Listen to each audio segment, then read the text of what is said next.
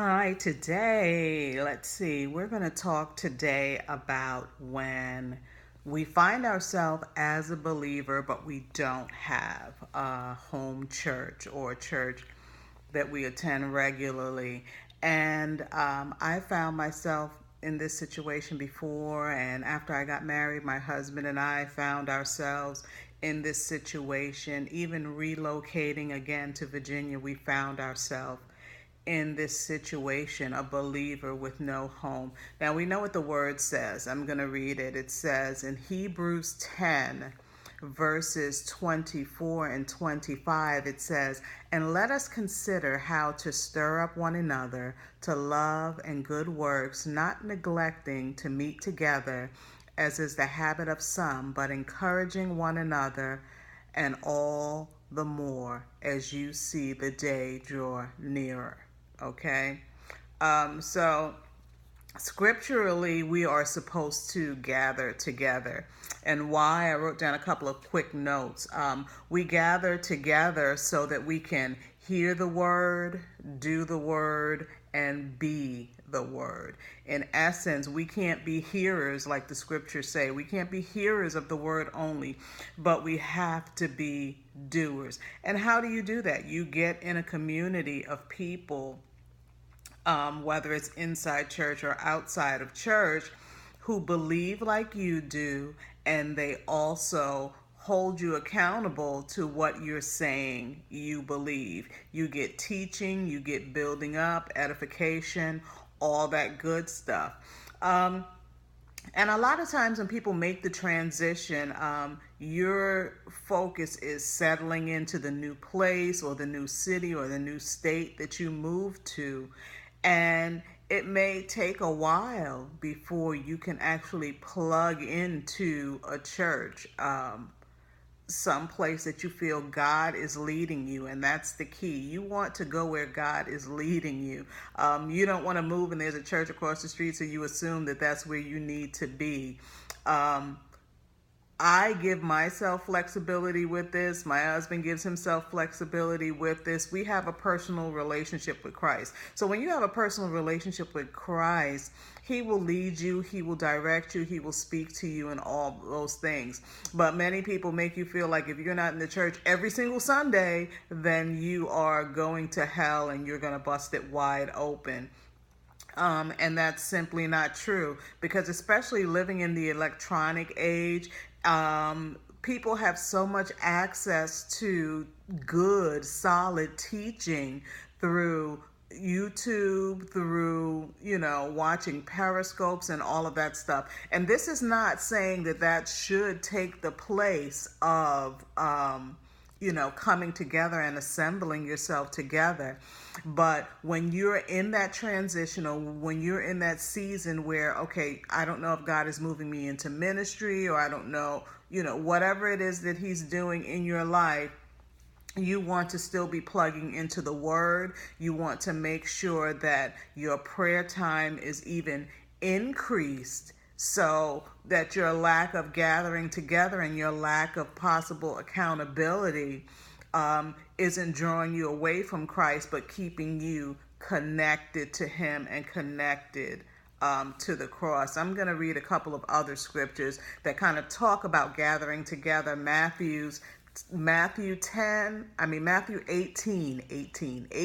and 20 says, "Where two or three are gathered together in my name, there am I among them." Now, that's not necessarily talking about church. It's just talking about when you gather together. There are people who gather together. We just launched Bible study in our home. And when you gathering together with people who believe the same thing that you believe, and they want to grow, and they want to become stronger in the Lord, and they want to go, gain knowledge in the things of Him, God is saying He's in the midst.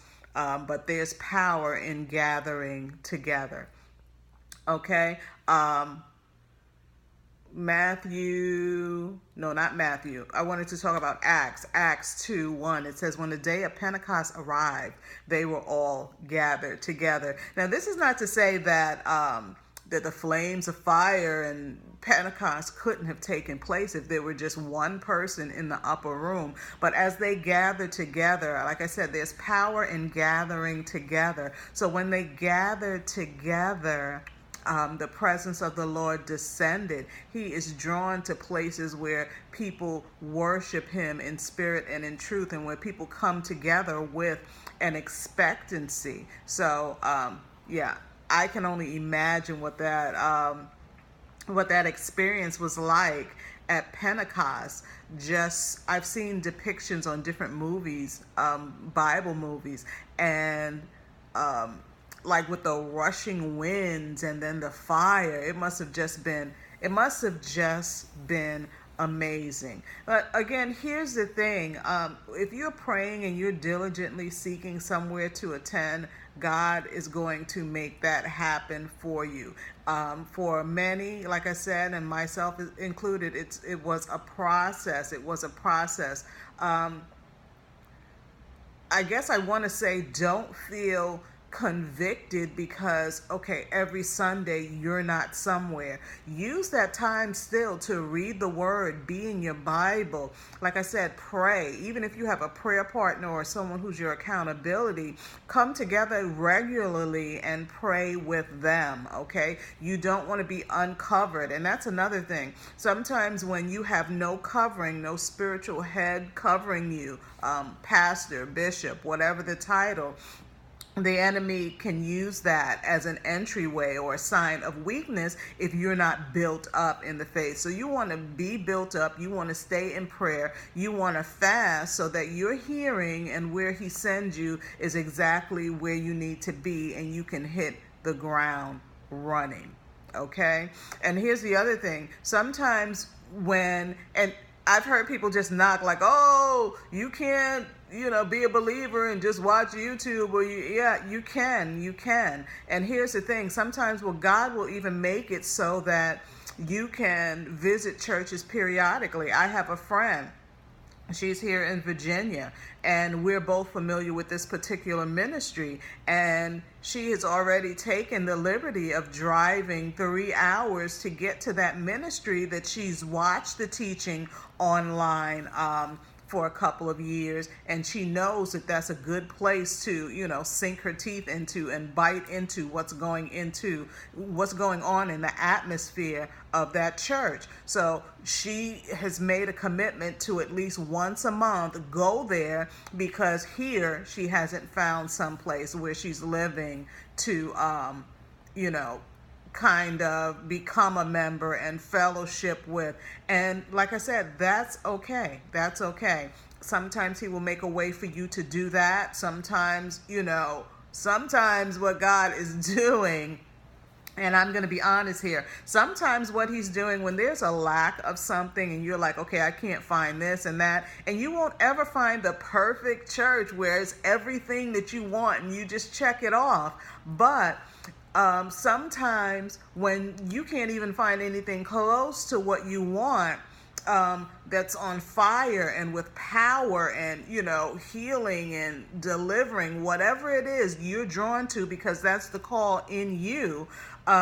Sometimes God is calling you to create that. He's calling you to launch that. He's calling you to be the forerunner and the leader where that particular thing, is concerned. So whatever it looks like, that's why it just pays to just be in prayer, because whatever it looks like, whatever it sounds like, and whatever it moves like, as you pray, the Lord is going to show you how to plant those seeds, water it, and he's going to bring the increase and launch you out there so that you can draw others like you who need and desire the same thing that you desire in a ministry, and you desire that thing because it stirs up the gifts that are in you, and it puts those gifts to use in that particular ministry. Okay. I also wanted to talk really briefly. I try and keep these videos very short. Sorry. I wanted to talk about tithing and sowing. A lot of times when people are in, limbo, so to speak, they're not tithing anywhere because they don't have a regular church, and they may not be sowing either. But here's the thing, and here's the thing I do, here's the thing that my husband does too, and here's what I advise you to do. Do not let that money stay in your hand. Because you don't have a church home, you still have to obey scripture where it says tithes and offering. So don't withhold it because you figure my name is not on a roll anywhere, church roll, or I'm not a member anywhere. If you are watching videos and teachings from various ministries and you know that it's feeding you and building you up and helping you, then that's exactly where you need to sow. If you're watching this video and you're like, wow, okay, yeah, maybe I am called to launch this thing. Let me go into a fast and a prayer, a time of prayer and consecration, and see exactly what God is calling me to do. If it has blessed you, you find out how to sow into that ministry. Don't let that money sit in your pocket because it will not multiply in your pocket. And you're not trying to curse your finances. You're not trying to curse your money. A lot of people use I don't have a church home as an excuse to not give, and you don't want to be caught doing that. If you want God to bless you and continuously send provision and increase to your hand, then make sure that the people that you're listening to, the people whose free webinars you're on, the people whose pages you're liking every single thing, if you don't have a church home but what they're saying is resonating in your spirit, you need to sow a seed into them at the very least, and then see exactly where, and pray and hear where God is saying to begin tithing. So there are many ministries that have blessed me, and I sow a seed here, sow a seed there, but there's specific places that God said tithe here because they are feeding you consistently, and they are launching you into this next season that I'm bringing you and your husband into. Okay, so I hope that's been helpful. Gather together. You want to gather together. Even if you don't have a church and you're just hanging out and spending time with believers, you're gathered together with believers. Church is best because the word is coming forth. But like I said, you want to make sure that you're staying in prayer. That's the key. I keep saying it. I might have said it about 5 or 6 times. You want to stay in prayer because you don't want to miss what God is doing in your life, and you don't want the enemy to have you out there in the wilderness, not knowing where you're going, where you're led to, what your assignment is. You stay in prayer so that you can get clarity and precision and move forward. Okay? I pray this blessed you. Continue to share our videos. It's so very critical that those out there who know the Lord or desire to know the Lord in a true way can find us, and they can find us when you share and help us spread that word. So I thank you again. So we'll see you next time with another quick info bite on Christian fundamentals.